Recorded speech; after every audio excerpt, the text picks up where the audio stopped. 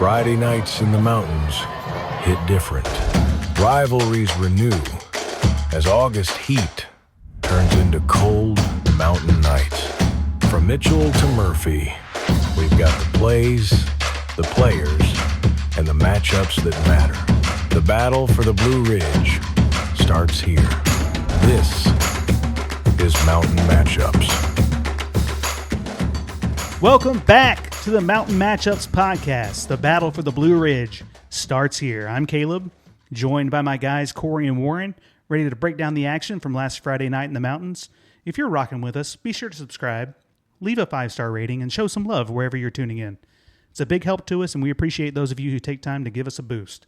Also, a reminder that we've opened up the Hotline Blitz, where you can call and leave us a voicemail. You can reach us at 828-348-4679. So call in, give us some love, give us some hate, give us what you think about WNC football, and we'll respond to your voicemails on the upcoming episode.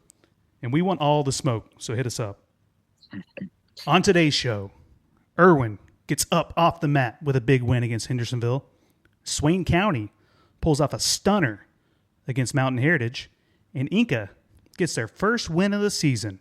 But first, it's our Game of the Week recap, Murphy at AC Reynolds. The Bulldogs came out hot, jumping to a 14-0 lead by the end of the first quarter, but that would be the last time they found the end zone. From that point on, Reynolds took complete control, scoring 34 unanswered points and handing Murphy their first loss of the season. The Rockets' defense clamped down after a shaky start, and the offense started clicking in the second quarter and never looked back. Fellas, it was a statement win for a Reynolds team still trying to find its identity. What a night in R.L. Dalton Stadium. Yeah, and I think that they found some kind of identity in, just defense alone. I mean, the offense performed well too throughout the game, but yeah, the defense, I mean, they've struggled with some opponents, and I thought, like we talked about in last week's episode, that just the different sizes in the schools and different sizes of the athletes that I thought the Rockets could outpower them and have a little more speed. And Coach Shane Law, shout out to him. I mean, him and his defensive coordinator, they saw something where they had an advantage, and they took advantage of the opportunity for sure.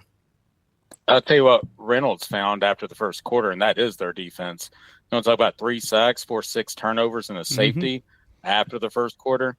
That's a devastating last 3 quarters for Murphy, something that might actually affect him for the rest of the season, the way that game transpired. Yeah.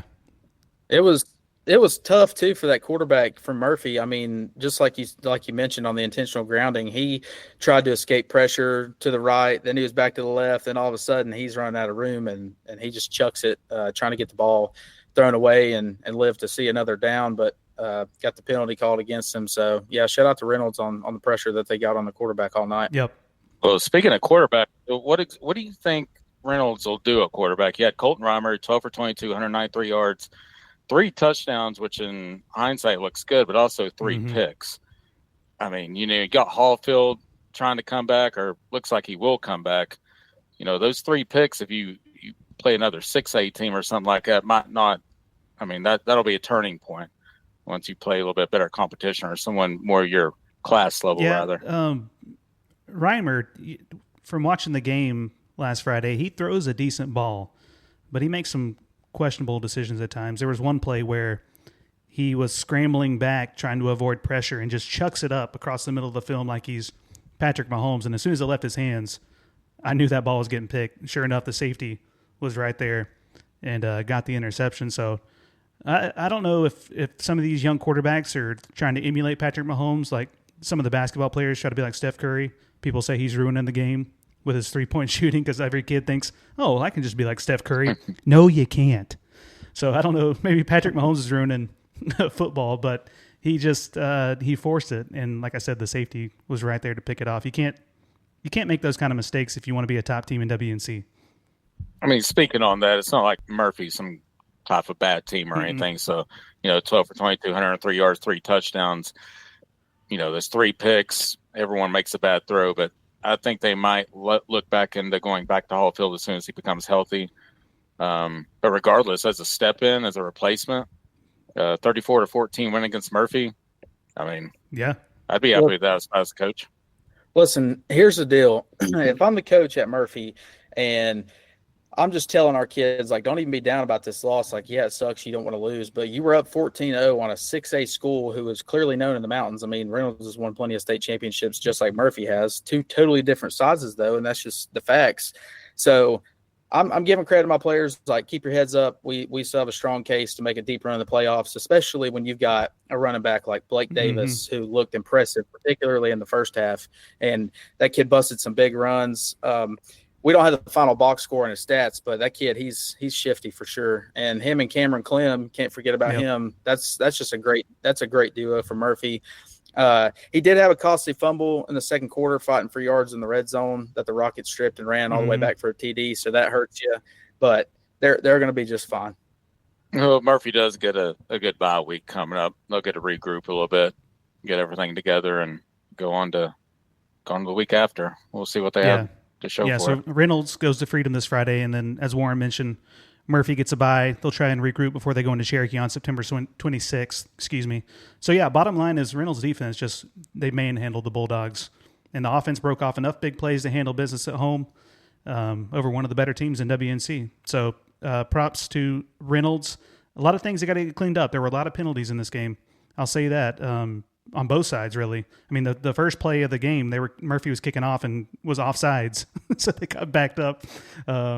And then it was just flags all night long. Anyways. I hate when games have no flow like that. But, I mean, you got to call it if it's that bad. So. Yeah, and they certainly did. Like I said, it was like every other play there was a flag. But anyways, good win for Reynolds. They needed something to get them some mojo, and we'll see how they progress the rest of the year. So, boys, you guys attended one of the best games of the week, and really, I think, if I can speak for y'all, from what you've told me, one of the best games in high school that you guys have been to. Erwin goes into Hendersonville, gets their first win in overtime, 34-33.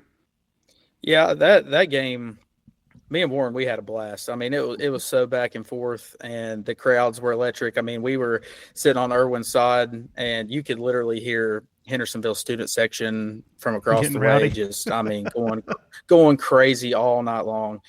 Yeah, and I just want to talk about, there was one specific big turning point for me personally, and that was Hendo. They had a costly flag on a 4th and 9 in the second half when they were down just 13-7 to give Erwin a first down. And what does Erwin do? They continue to drive, and they capitalize with a touchdown to put them up 20-7 going to end the first half. So, yeah, Hendo, they also had a problem with turnovers and special teams all night long, lost 2 fumbles, threw a pick, missed 2 PATs.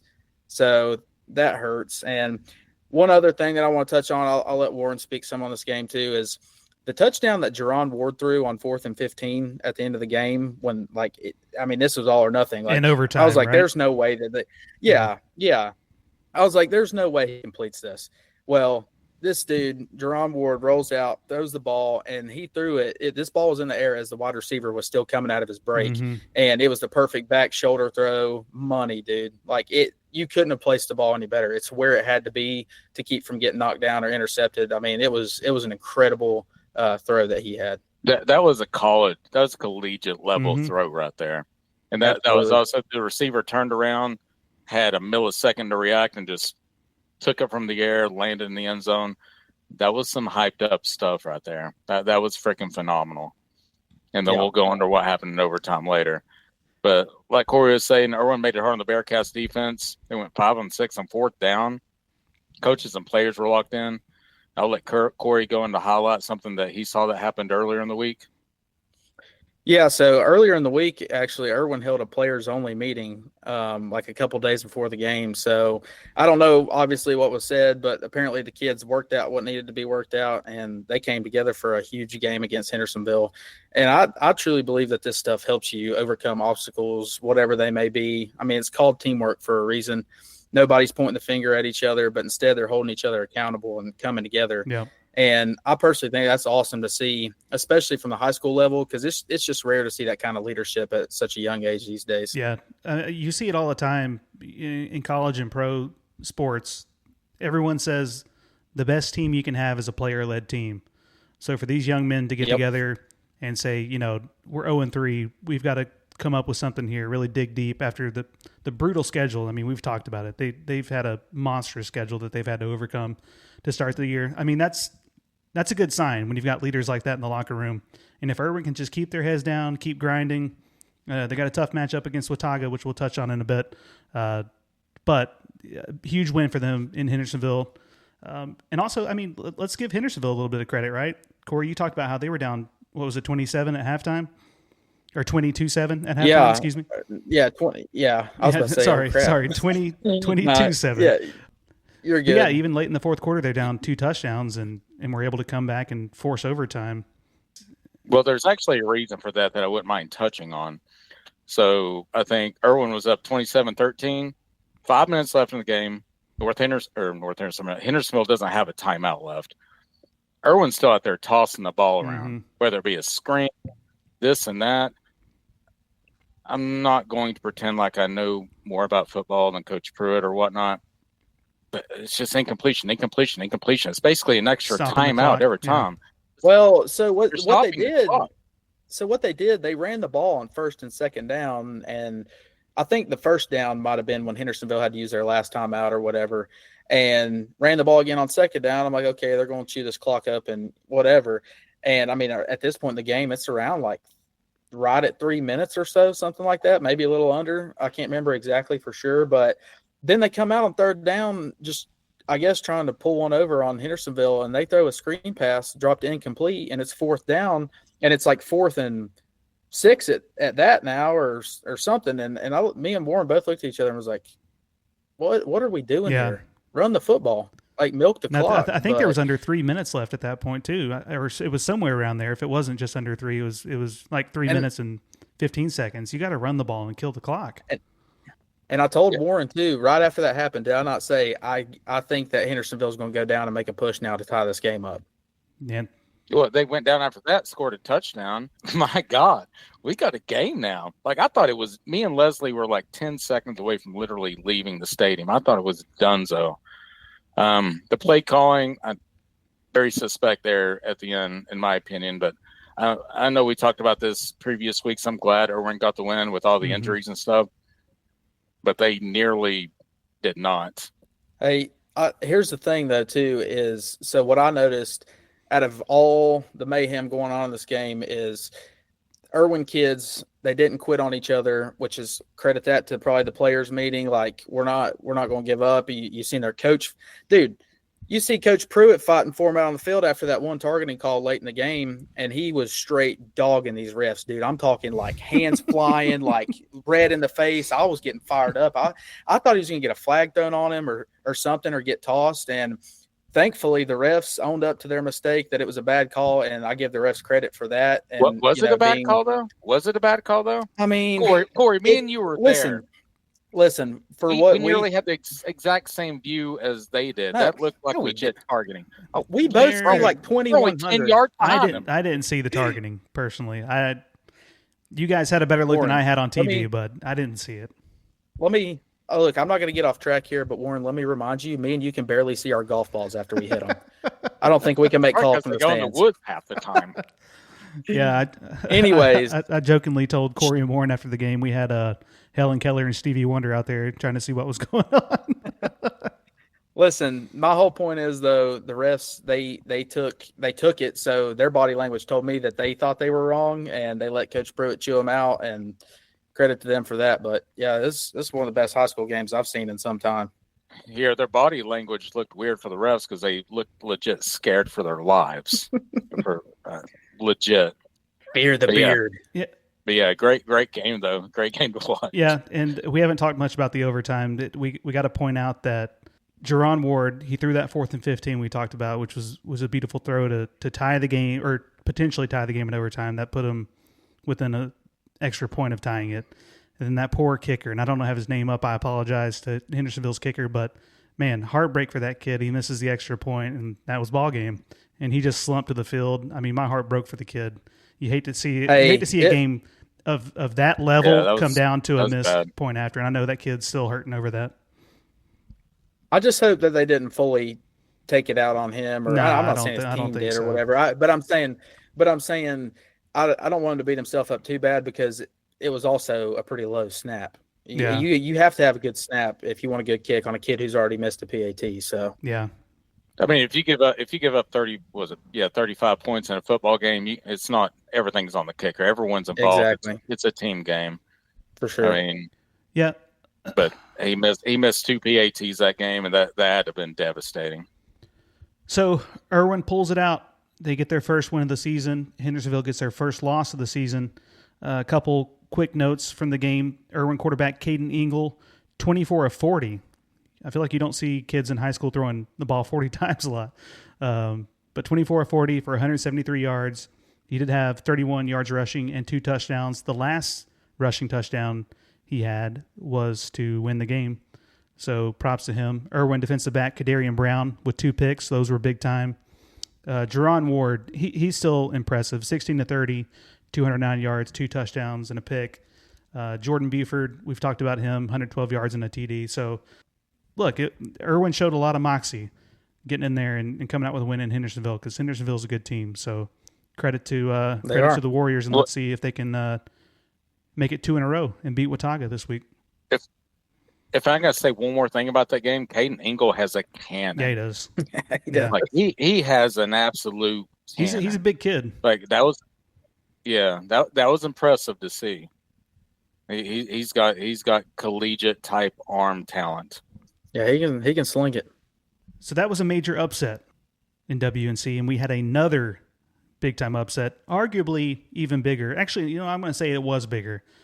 Swain County, the Maroon Devils, baby, 16 to 14 over Mountain Heritage. A shocker. What happened?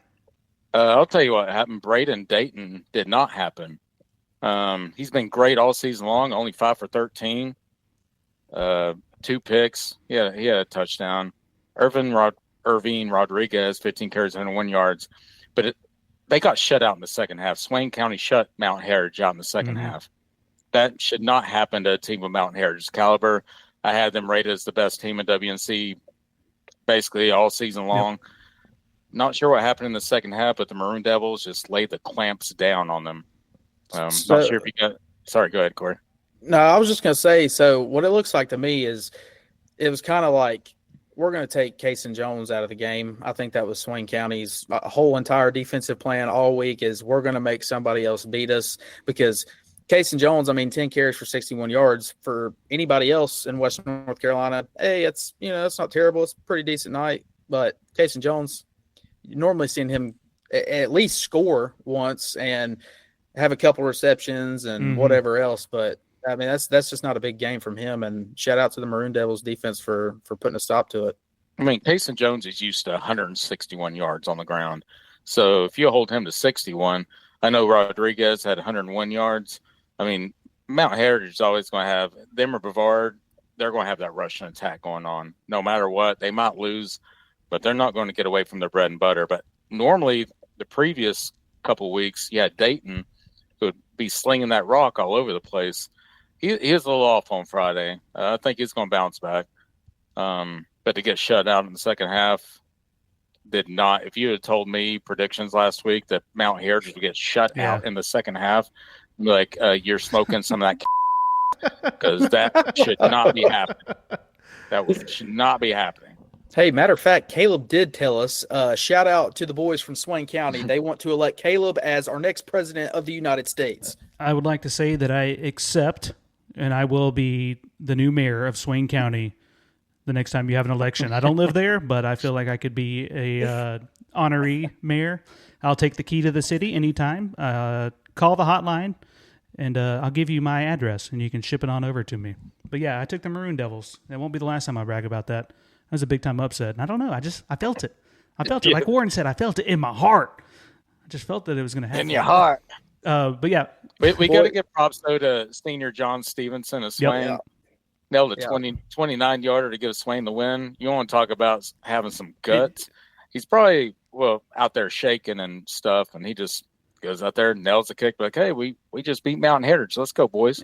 I've got cold chills you just talking about that, dude. I'm sitting there thinking about, like, the kid from Hendersonville with the heartbreaks and the missed PATs. Bro, you are down 1 point and have a chance to upset one of the best teams in really the Arguably state, the probably best. not even just Western North Carolina. Yeah. And in front of your home crowd. And it's like me personally I would be telling myself the whole time, like, if I miss this, everyone's going to hate me. And this dude just freaking nails it. That's awesome. Yep. Good for him. And don't forget, that was after the Maroon Devils forced turnover on downs late in the fourth. They took it all the way down the field, kicked that 29-yarder for the massive upset over Mountain Heritage. So props to my Maroon Devils. Awesome. So last year I was all about Brevard Blue Devils. This year I got the Swain County Maroon Devils. Maybe I'll be a Duke Blue Devils fan. Whoa. It's not get carried away. Let's do it, baby. Man. I make myself giggle. Come to the good side. That's never going to happen. Baby. Go to hell, Duke. Cherokee. Last time. Warren. Cherokee. Let's talk about Cherokee and Inca. Inca Inca wins 27-19. Your Jets. Go ahead.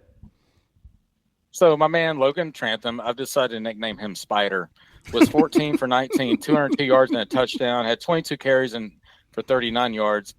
William Parham comes out, 14 carries, 136 yards, 3 touchdowns. I do want to give a big shout out to Dawson Panther for Cherokee.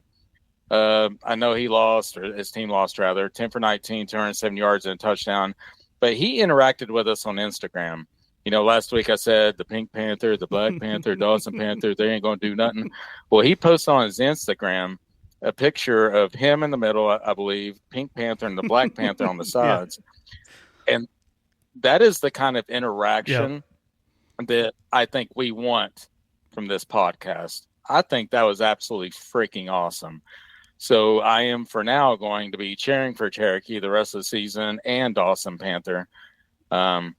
So shout out to him. But at the end, Cherokee just didn't have enough. Inca won, like I said, they would 27-19. Yep, good call, Warren. And let me say something real quick, Corey, and I'll throw it over to you to talk about your Inca Jets. Yeah, we appreciate the interaction, and I hope any player that's listening to this podcast knows when we say stuff like that, we're just having fun with this. Like, don't take it to heart. It seems like Dawson Panther was playful with it, so we appreciate that. We're for sure never degrading any kids or coaches or anything like that on here when we make our picks or talk about games or make jokes like that. So props to Dawson for coming at us on IG. And I mean, he showed up, like he said, 207 yards and a touchdown. So that's not nothing. Corey, talk a little bit about your Jets.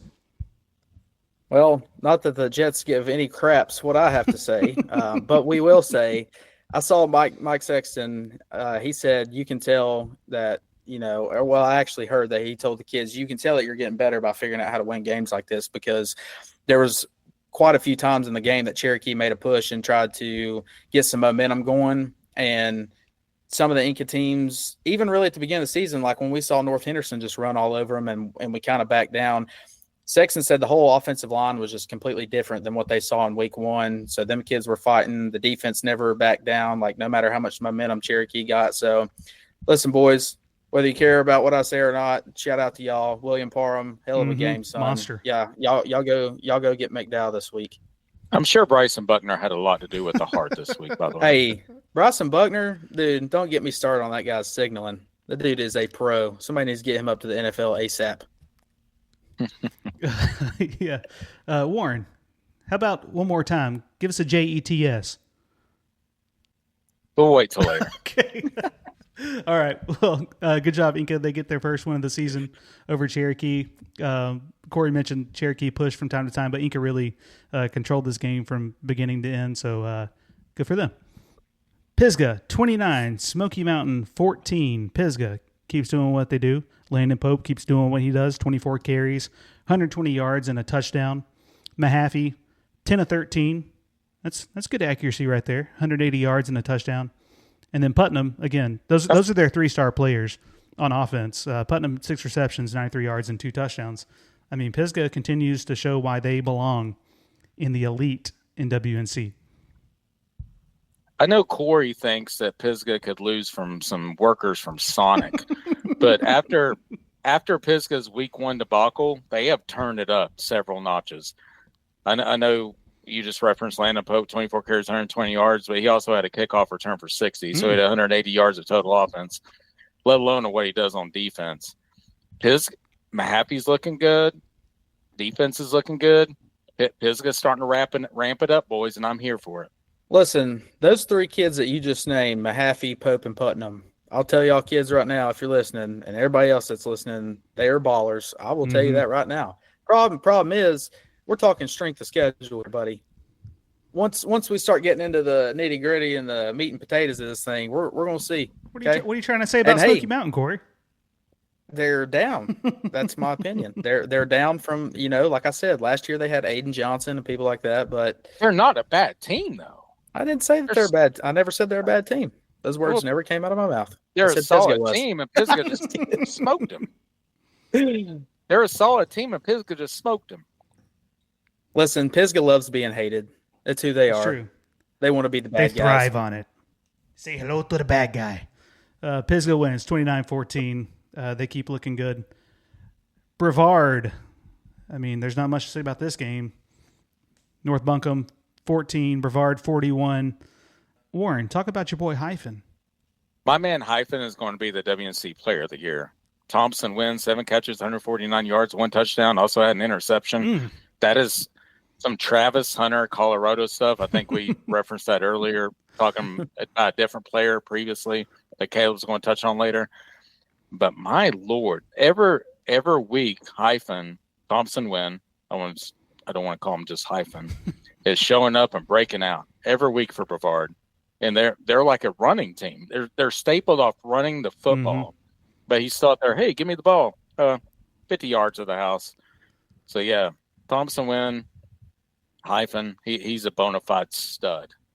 Brevard quarterback Christian Conley was part of those throws to Thompson win. He had 131 yards and 2 touchdowns. North Buncombe, fellas, 151 yards on total offense. I mean, Brevard shut them down. Yeah, to shut down Kingston Denson to 3.9 yards a carry, I mean, that's saying something about your defense. Yeah, I think Denson ran about 5 miles last week, and now this week he had 3.9 yards a carry. So, yeah, a little bit of difference in, I guess, caliber of team, but Kingston Denson's still a hell of a player, but Hyphen's, it's tough to stop him. Gives them another dimension, man. Yeah, and they didn't have Braylon Thompson. When I was looking at the box scores, he didn't play, so I'm not sure if he's hurt or what's going on there. I haven't seen any news on that. So if they can beat North Buncombe 41-14 without, their preseason WNC Player of the Year, it's pretty good. Brevard's got some weapons, I think it's safe to say. Oh yeah. So McDowell beat Avery 47-0. We all took Avery last week. That was a big mistake.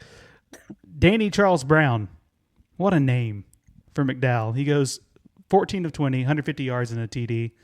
Jordan Barnett, 6 carries on the ground, 102 yards and a TD. Hunter Pittman, also on the ground, 16 carries, 159 yards and a TD. I mean, just they smacked Avery County. I mean, I don't want to say this, but I will. Does Avery County have a defense? You're looking at 22 carries right there for 261 yards on the ground. Then you give up 14 for 20 for 150. Not like Avery, because I love Oak Markland. I want Oak Markland to succeed, but damn, they got smoked. If it's anything like I saw from their defense last year, because Inca played them last year, Inca walked the dog on them, and their defense was not that great. So I don't know if they're just still young. They had kids leave. I don't know, but yeah, they're getting gashed pretty freaking bad. Yeah, and that was at home too. You never want to get blanked at home, but especially not 47-0. So Avery's got some things to work out. I feel like there's a lot of weight on Oak's shoulders trying to carry that team. So we'll see how they bounce back after just a brutal loss at home to McDowell. Robbinsville bounced back 35-6 after they lost to Mountain Heritage last week. They picked Mitchell 5 times. 5 times. I don't think that's good. No. I don't think that's good. No, if you're Mitchell, it's not what you want. And then Robbinsville handled business through quarterback Luke Levin, 185 yards and a touchdown passing, 32 yards running with 2 tutties. And their star wide receiver Cameron Allison, 111 yards and a touchdown. So Robbinsville needed to get back to business after they lost to Mountain Heritage. They really got killed by Mountain Heritage. So good for them to bounce back against Mitchell. And good for the Robbinsville QB having a name like Luke Lovin. Yeah. That's what I was about to say. What a The exact same thing. What a name. What a name. Ba-da-ba-ba-ba. Luke Levin. I'm loving it.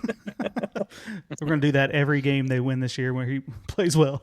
Ba-da-ba-ba-ba. I'll buy him some McNuggets on the next big time dub. Hey, Ronald McDonald, if you're listening, come sponsor us. We could use some of that McDonald's money. Tuscola 38, North Henderson 26. Fellas, Tuscola's, they're looking stout. They're looking pretty good. Jet Bartley, he's coming along after that one rough game he had earlier in the year. 11 and 19, 141 yards, 2 touchdowns passing, 13 carries for 57 yards. I mean, he's proven that he's one of the best quarterbacks in WNC. He really struggled that first week. I think we talked about week 2. He's going to have to get his stuff together a little bit, and he has. It helps a quarterback too. I mean, when you have a running back in the backfield like Sam Trantham, I mean, he had just 15 carries, 98 yards. I mean, nothing too crazy, but he's a stud. I mean, he's solid. So that definitely helps the quarterback out as well. Yeah, and how about James Lawner? Go ahead, Warren. Tell him. No, I'm sorry. I didn't interrupt you. 12 tackles, including a pick 6, which completely altered the game. North Henderson was driving. Main close to Parker Willis, but I'll let you touch on that next, Corey. And Lawner, pick 6, bring it to the house. That's it. Yeah, good night. Like we talked about earlier when we referenced the Pisgah North Henderson game when we were all talking earlier. Parker Willis, dude, North Henderson running back, incredible performance yet again. I mean, 281 rushing yards. Dude, he's a stud. I mean, it wasn't enough to win the game, but by God, he almost beat him by himself. It sounds like. I mean. Again, I feel like I'm saying this every week. From the very first game, you just saw that I was like, this kid can play. Like he's quick. And he's a sophomore. Like imagine what this kid's going to look like when he's a senior. Like it's just unreal the kind of numbers he's putting up. So I mean, like Corey said, props to him for keeping North Henderson in the game. But man, he's somebody to look out for sure, moving forward in WNC.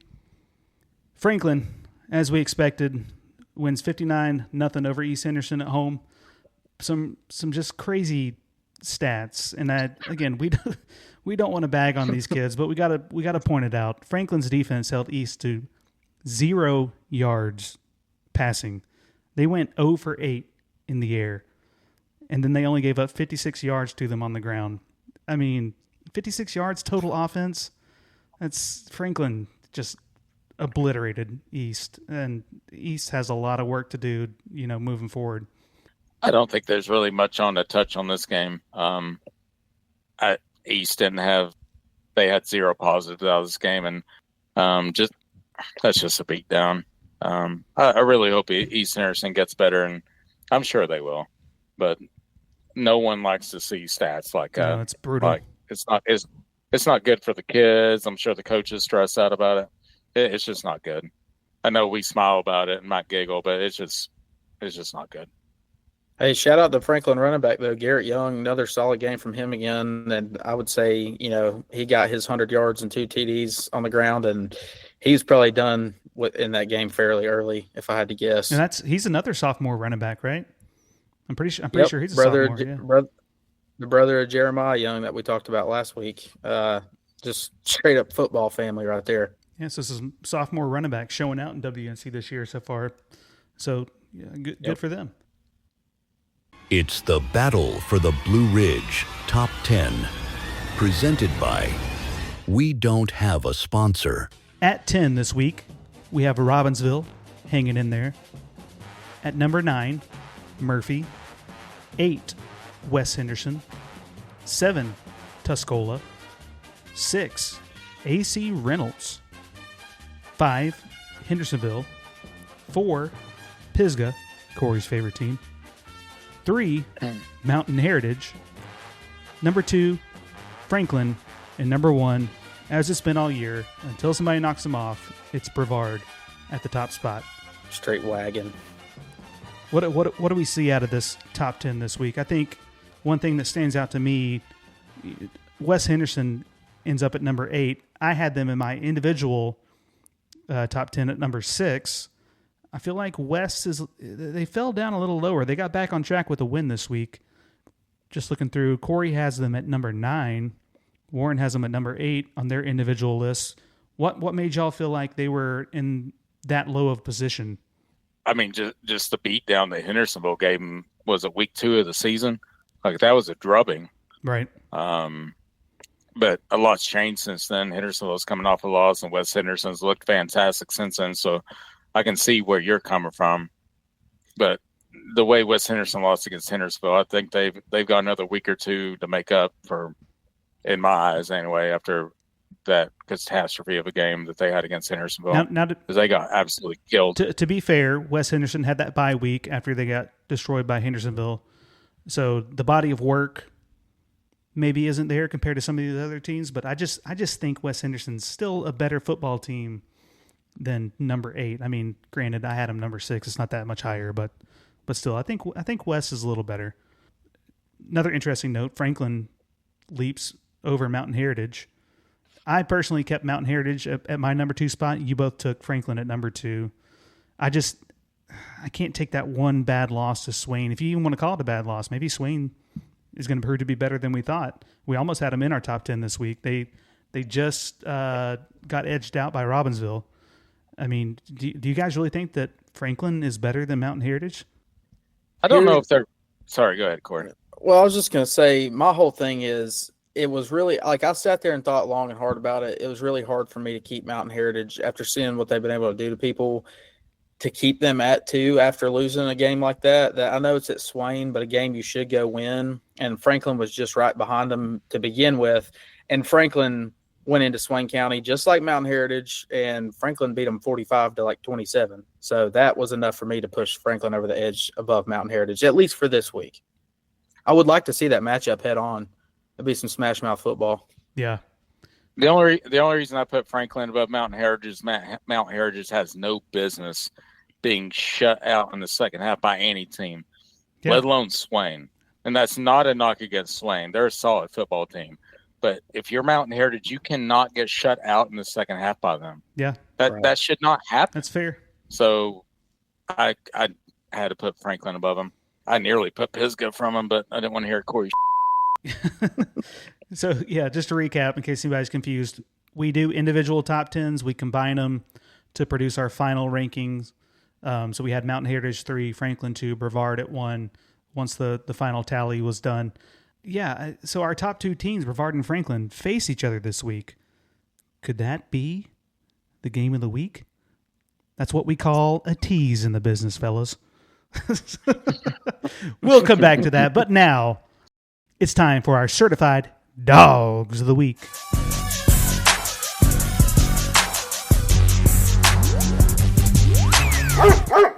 Give me Tate Williams from Asheville High, threw for 199 yards along with 5 touchdowns on 11 for 15 passing. That is my certified Dog of the Week. Yeah, and I got to go with my man William Parham for Mika. Kid rushed for 136 yards on 14 carries. William, my friend, you earned this one big time. You are my certified dog. And my pick is Ty Walker from Tuscola. He did it all this week. 44 yards rushing with 2 touchdowns. 48 yards receiving and a touchdown. He also had a pick and a forced fumble. Ty Walker, you are a certified dog. All right, boys. We teased it a little bit. Our top 2 teams in the battle for the Blue Ridge top 10 are facing off. We have Brevard, undefeated at 3-0, versus Franklin, coming at 3-1. And this is a battle you do not want to miss.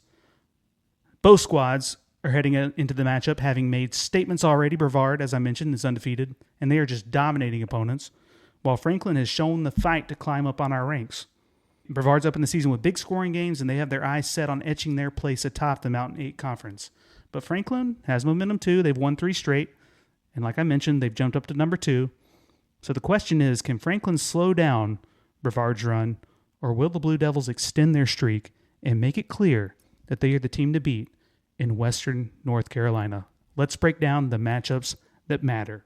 I want to very first thing I want to touch on that stands out to me is that both these teams, you got Brevard averaging 36 points a game, you got Franklin averaging 37 points a game.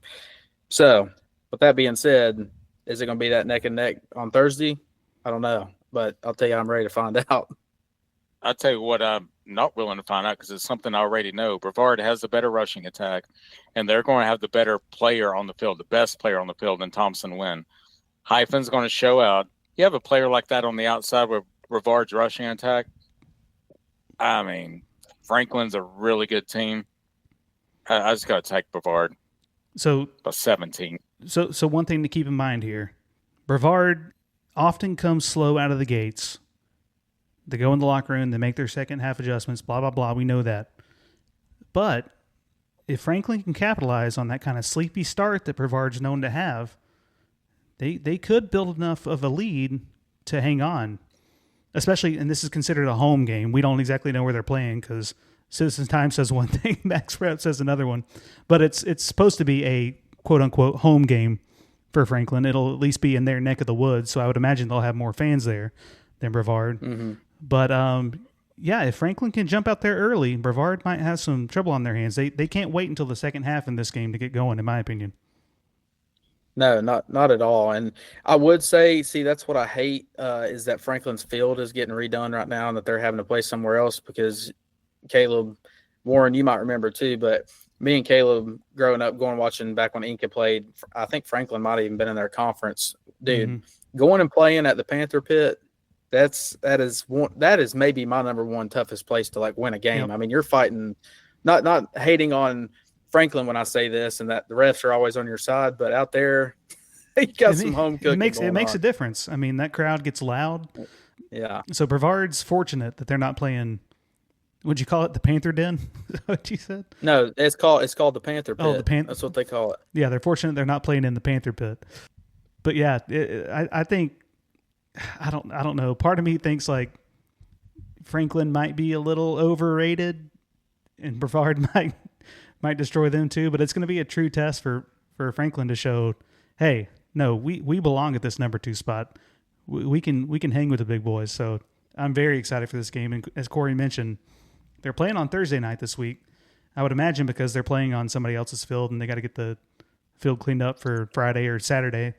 If they're playing at Western, yeah. I mean, they've got to get that done before college football this weekend. So, yeah. I want to say though, is it that Franklin? Now they could be overrated. Is it that they're overrated, or are they good and Brevard's just dang great? Yeah. Let me walk back that statement a bit. Maybe Franklin isn't overrated, but Brevard just could be, just one tier or more above. I don't know. I think Franklin can hang with them. You're looking at the stats. Corey, you mentioned 37 to 36 points a game. That's pretty even. Brevard's got him edged on rushing yards at 222 compared to 181 for Franklin. But Franklin, I don't know. This is going to be an interesting game, and I'm excited to watch it on Thursday night. I think in high school football, even in college, if you had the best player on the field, an explosive athlete like Trenton Thompson, Wynn, Hyphen, the odds of winning are definitely on your side. Absolutely, especially if they get Braylon Thompson back from whatever's been going on, and then you tag team it with Nyrell Skinner. You might have Christian Conley keeping it on the read option. I mean, they have a ton of weapons. Yeah, and don't forget, Brevard uses that 2 quarterback system, so they throw Kessinger in there from time to time to give him a different look. And the thing is, Conley and Kessinger can both throw it and they can both run it. So it's not like, oh, we're putting in Kessinger now because we're going to pass the ball. We're putting Conley in because we're trying to run the ball. Like, no, it's like you don't know what's coming. I mean, it's almost scary what they have this year. Yeah, Franklin's going to need a big game from Garrett Young. I mean, he's produced all season. He's averaging 111 yards on the ground. He's also averaging 10 tackles on defense. So he's really, Anderson Terrell's good at quarterback, don't get me wrong. But Garrett Young's the star of that team pretty much so far. So he's got to come up big for Franklin to have a chance. So let's dig into who we're picking. Warren, you can start us off. I got Brevard by 17. I don't really think it's going to be that close, to be quite frank with you. I'm going to say Brevard by 14. This one, I don't know. I feel weird about it. I'm going to take it one step down. I'm going to say Brevard by 10. I think Franklin hangs with them. I think they come out, they get the sleepy Brevard in the first half, but then Brevard comes through in the second half like they normally do. They win by 10. And that is our Mountain Matchups game of the week. Everybody tune in on Thursday. Travel out there if you can. I really think it's going to be a good game. Let's do our picks for the other 9 games. It's our quick pick 9. To recap the standings on the season so far, Corey is 29-11. Warren and I are tied at 26-14. I feel like those are respectable records, fellas, and give ourselves a little pat on the back. Good for us. I would like to point out that I went 7-3 last week. It was my best week of the season. I also picked the upset of Swain over Mountain Heritage. Again, I will be president/mayor of Swain. And Warren, your Jets finally came through for you, so that was a great pick. Corey had his worst week yet. He went 5-5, but he's been kicking our butts all season long, so he deserved to have a down week. So Hey, I'm not gonna lie. When I saw, like, when we were going through our picks, and like, because we don't talk about it or nothing beforehand, and Caleb all of a sudden goes Swain over Mountain Heritage, I was like, this boy is cooked. And look at me. Now we got the president of Fontana Lake. Yeah, I wasn't totally right. I did think it was going to be a high scoring game. Never in my life did I see Mountain Heritage getting shut out in the second half, or them losing in a low scoring game. I didn't see that coming, but I did say that Swain was going to catch them stumbling. I think Mountain Heritage was riding high after dominating Robbinsville at home, and the Maroon Devils caught them sleeping. So let's get our picks. First game, we got Inca at McDowell. Corey, who you got? Well, I have been riding against the Jets for the last few games, and everyone already hates me anyways. So for that matter, I'm going to have to go Inca by 1 in an upset. Whoa, he keeps pulling the switch ups. You like how he does that? Yeah, It's something I've found here lately. I don't know, but I like it. Let's roll with it. he just doesn't want to get beat up going to a high school game. All right, Warren, what do you see? All right, so I thought about this game a lot. You know, I've been picking Inca and stuff, and I know McDowell has Jordan Barnett. I know they got Hunter Pittman. I know they have Danny Charles Brown. To be honest with you, it doesn't matter if it's Danny Charles Brown, James Brown, Jim Brown, Bobby Brown, or even Chris freaking Brown. Hell, Inca's going to run them straight out of town. Give me Logan Trent, the William Parham, and the Jets by 6. Give me them by 6. Jets, Jets. Give me the Jets by 6, please. Let's go. Oh. We're having a party at the Hominy Valley baseball fields this time. I heard Asbury is still on fire from last Friday. Yeah, we burned down a few trailers. This time we're going to Hominy Valley Rec Bowl. God. Okay. All right. Corey's got Inca. Warren's got Inca. I'm taking McDowell by 14. Prove me wrong. I'll be happy to be wrong. Just so we can say that again. Hey, Jets, I'm rooting for you. Okay? I really am. I'm really rooting for you. Hear that. You don't hear it because you're not listening. Oh, Hayesville at Robbinsville. Warren. Robbinsville's just got too much firepower. Give me Robbinsville by 10. Yeah, I'm going to go Robbinsville by 21. I'm a little concerned because I didn't see Isaac Collins in the box score from last game, so I don't know what that situation is. I hope he's okay. But I think Robbinsville is stronger than Hayesville. Hayesville had a good win against a Georgia Christian school last week, so good for them. I think they're 3-1, but I'm taking Robbinsville by 21. Whether they don't have Isaac Collins or Phil Collins or Chris Collins, I mean, Robbinsville's still going to plumb diddly smack them by 28, boys. That was good. I like it. Let's go. Oh, man. Mitchell at Hendersonville. I'll start this one off. I'm taking Hendo by 28. They bounce back big time after their devastating loss to Erwin. They win by 28. Corey, what do you think? I think Jerron Ward goes absolutely ham. Hendersonville by 20. They're definitely bouncing back. I only picked them by 17, but it could very, very well be 37 or something. Hendersonville's going to be pissed off after last Friday. Owen at Polk County. Corey. Give me the Wolverines by 21. I think that they're just going to be too much for Owen to handle. Are you kidding me? There is no way they're going to win by 21. I've got Polk by 17. I'll take him by 10. Someone has to be a realist around here. I won't be surprised if Owen pulls it out. Let's go, Warlassies. Oh, Pisgah at North Henderson. Warren. Give me Landon Pope. Shocker. In the running game by 7. Listen, you guys really hate my guts by now, probably. So keep hating them. North Henderson by 6. Corey really can't stand Pisgah. Look, I think North's a solid team. Parker Willis versus Landon Pope, that's going to be an interesting... I mean, obviously they're not going directly head-to-head, but be interesting to see how they compare after this game. I got Pisgah by 10. I think they're the better team than North, and they win it. TC Robertson at South Caldwell. Oh, this one was tough. I went back and forth, honestly. This one really had me looking through both team schedules, box scores, stats, and everything. And I think I finally landed on TC by 6. That's what I'm rolling with.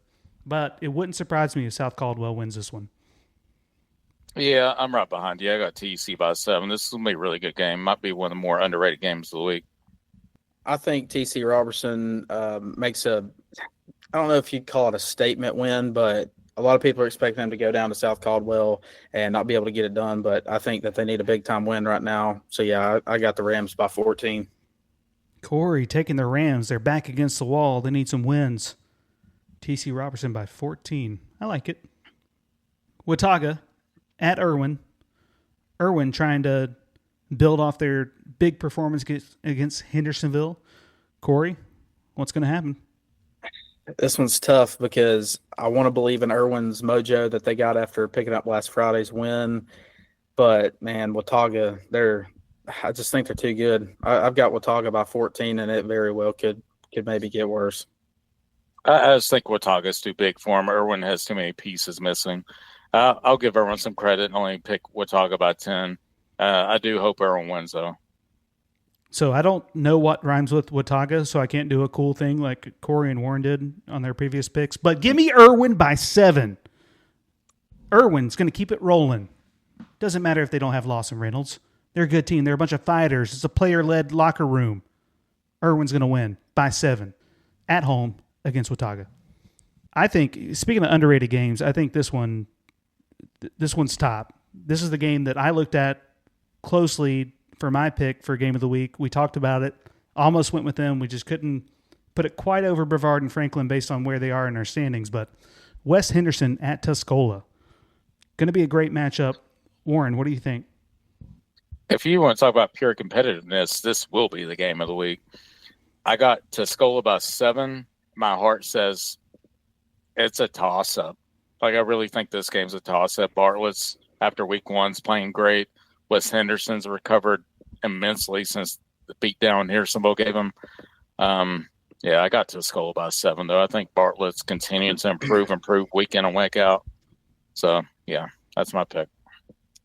I've got Tuscola by 1, and that's because I think West is good enough to beat them, but Tuscola usually has a good crowd, and I think that they're also good enough to beat West, and that's why I think it's going to come down to something like a missed PAT or somebody going for 2. But, yeah, Tuscola by 1. The name of this podcast is Mountain Matchups. Mountains? Is there any question who I'm going with? The Mountaineers? No. I pulled a Corey there. You like that? Wes Henderson by 3.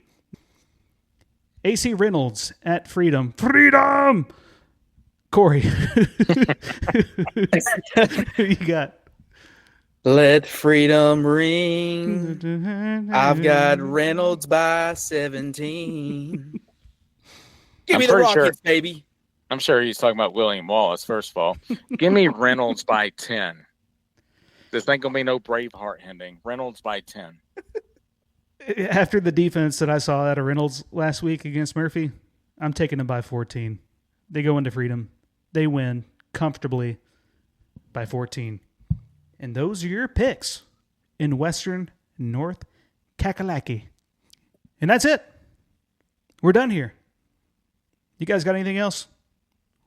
I don't know what it was about this episode out of all the other ones. I mean, I always have a good time, but tonight was a dang fun one. I enjoyed it, fellas. Me too. I enjoy you, brother. I enjoy Caleb, too. Oh, thank you. I enjoy both of you. I think it was good. So some notes, reminder, here in about 3-4 weeks-ish. Oh, man, it's coming up soon. I will be out on paternity leave from the podcast. Warren's going to pay my salary the whole time that I'm out. Warren and Corey are going to take over, and I have the utmost faith in them that they're going to keep this train on the tracks, right? Hey, listen, if we blow it up and kill everyone in sight, just know it's been a good ride. Go down in a blaze of glory. We'll figure it out. The train might have gone off the tracks completely. I don't know. We were going off the tracks listening to Thunderstruck, though. All right. So with that, this week's episode of the Mountain Matchups podcast comes to a conclusion. We'll see you next week. Love you guys. Love you, fellas. Love you guys.